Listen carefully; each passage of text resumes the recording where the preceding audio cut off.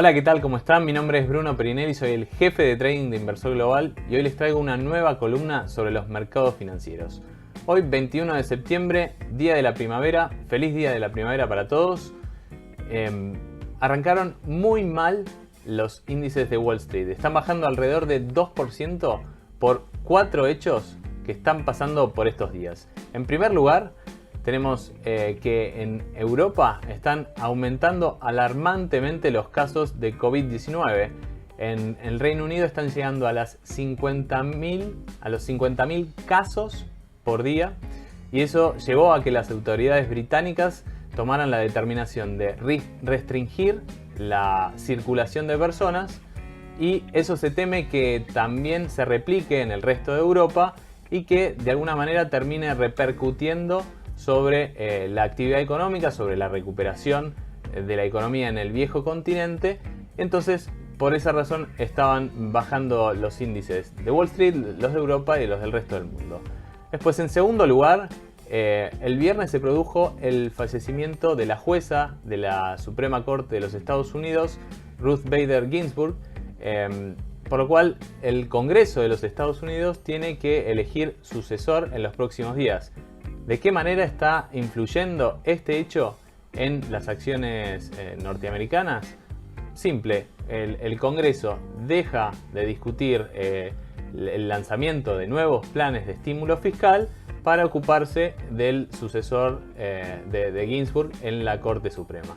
El tercer hecho tiene que ver con las acciones de los bancos norteamericanos que están siendo acusados de haber participado en el manejo de fondos ilícitos. Por eso están siendo muy castigados hoy. Y el cuarto hecho tiene que ver con la renuncia del CEO de la fabricante de camiones Nikola.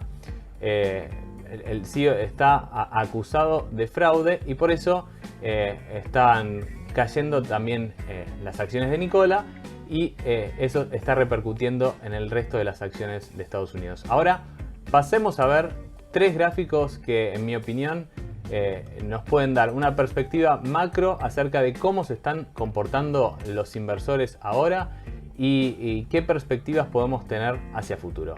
Pasemos a verlos. Aquí vemos el índice del S&P 500 que está bajando cerca de 80 puntos, alrededor de 80 puntos, y perforó el soporte de Fibonacci del 23,60% de Fibonacci de los 3.258 puntos. Ahora, actualmente en los 3.236 puntos, tiene una resistencia aquí mismo en el máximo de junio, que es se encuentra alrededor de los 3.230 puntos más o menos, que puede oficiar de soporte de esta caída, que viene siendo bastante pronunciada y arrancó a principios de septiembre. Si uno analiza esta corrección, puede ver que se está produciendo, sería la segunda onda de una caída, sería una onda C de la teoría de Taylor. En general, las correcciones tienen tres ondas, son dos bajistas y una correctiva alcista, una que corrige la onda inicial correctora. Entonces, la onda inicial de la corrección es una onda A que llegó hasta la zona de la media móvil de las 50 ruedas en los 3.313 puntos. Luego vino la onda B, que fue correctiva, el repunte. Es cuando aparecen los compradores con la esperanza, la ilusión de que la corrección se haya terminado, y llevan las acciones hacia un nivel mayor, esperando que luego aparezcan nuevos compradores y que se retome la tendencia alcista, cosa que luego no terminó pasando. Y el 16 de septiembre vimos que el índice S&P 500 rebotó contra la media móvil de las 20 ruedas y revirtió esa suba hacia la baja en lo que está haciendo ahora la segunda ola bajista, o lo que sería la onda C bajista de Taylor, de Elliott, perdón, y que ahora está continuando incluso por debajo de los 3.250 puntos. A ver, en teoría la onda C de Elliott puede ser igual o mayor a la onda A. A ver, la onda A tenemos que tuvo un inicio en los 3.587 puntos y un piso en los 3.295 puntos. Ese fue más o menos el piso. Alrededor de 300 puntos sería una caída de 300 puntos que podríamos llegar a esperar, en este caso, si se cumple con esta teoría, una caída incluso por debajo de los 3.200 puntos hasta alrededor de los 3.130 puntos.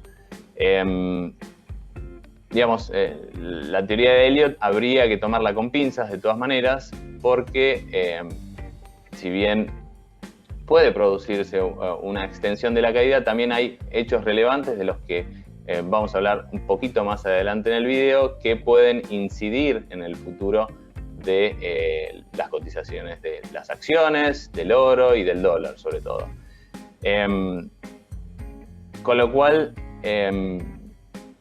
el S&P 500 podría encontrar un soporte en los 3.130 puntos o en todo caso puede estirar la caída hacia la media móvil de las 200 ruedas en los 3.100 puntos.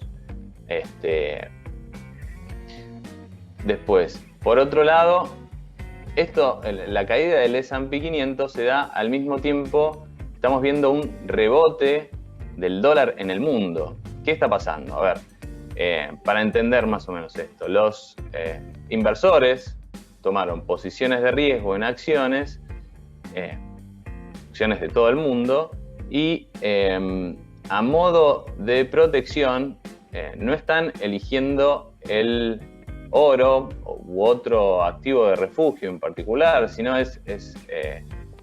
están eligiendo el dólar como contrapartida.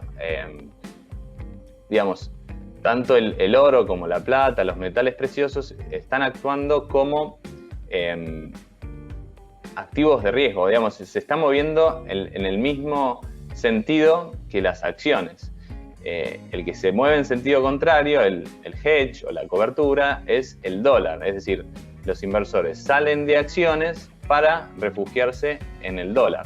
Acciones de Estados Unidos, de Europa, de todo el mundo,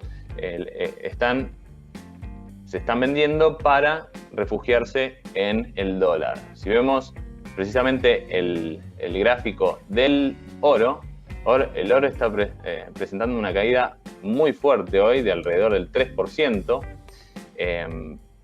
porque precisamente está ocurriendo algo que se llama una correlación positiva. O sea, el oro y las acciones se están moviendo en la misma dirección, y esto tiene una razón detrás.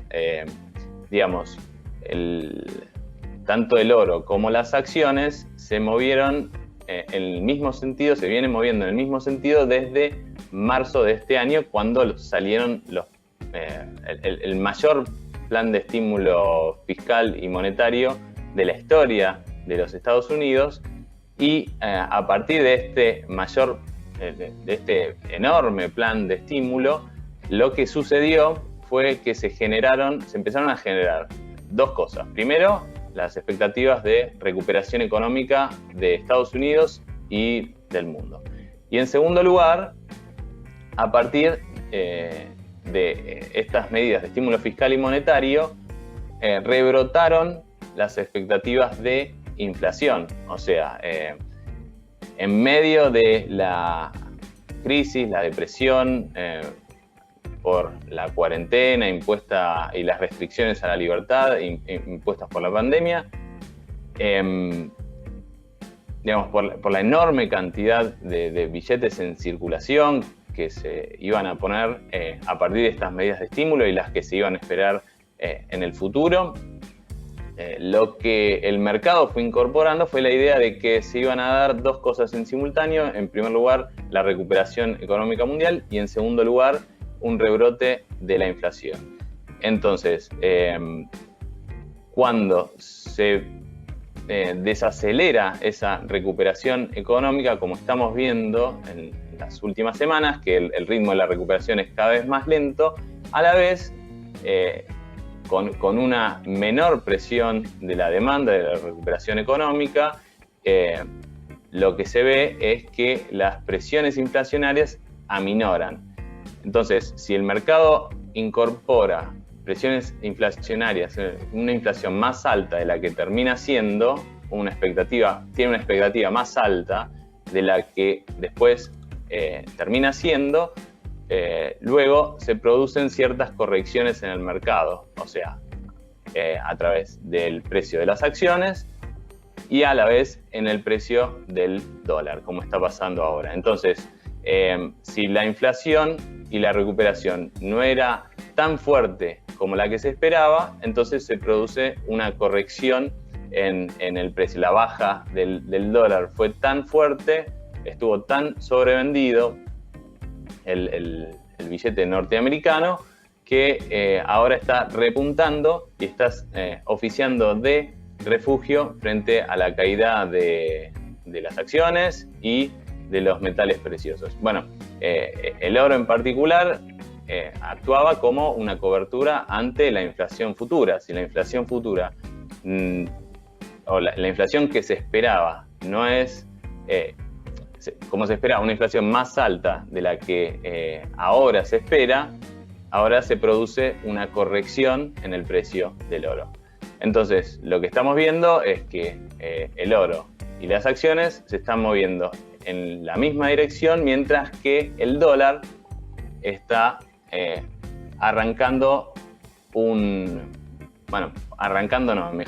estirando una recuperación.